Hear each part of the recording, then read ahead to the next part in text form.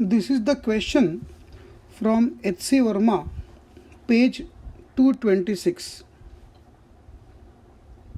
The solid sphere of mass m and radius r is placed inside a hollow thin spherical shell of mass m and radius r.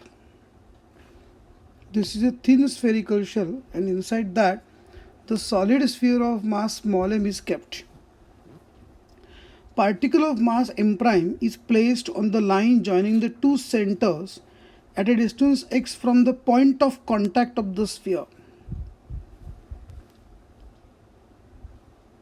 and the shell. Find the magnitude of resultant gravitational force on this particle due to sphere and the shell. If there are three conditions, friends, and we need to evaluate these three conditions.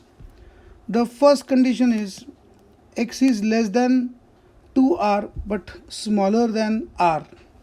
Greater than r. So notice that the problem is pretty simple, friends. We need to find first of all the gravitational field at point P and then multiply by the mass of the particle which is kept at that point. So Eg due to the solid sphere and Eg due to the shell. We know that the field at any point inside the shell due to the shell is equal to 0, and the field due to the solid sphere is given by gm rin divided by r cube, where rin is the radial distance from the center. So notice that since the x is the distance from the point of contact, this rin becomes x minus r divided by r cube. In this way, we will get the force acting on the particle of mass m prime kept at this point is equal to the field multiplied by the mass of the particle. The second bit is about the x is greater than small 2r but less than capital 2R. So I have plotted the point P here. Once again, the point is inside the shell and therefore the field is 0.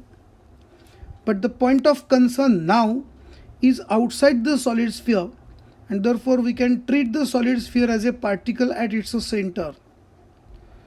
So it is x minus r square. So Fg would be equal to g mm prime divided by x minus r square. The bit C is x is greater than 2r. Now notice that the point of concern is outside for the solid sphere also, and it is outside for the shell also. So the field created by the shell now will not be 0. It will be as if the shell is located at its center. So this is field, and this field multiplied by the mass of the particle will give us the force. So this is what is all about. Question number 13 A, B, C, page number 226, H.C. Verma. Thank you.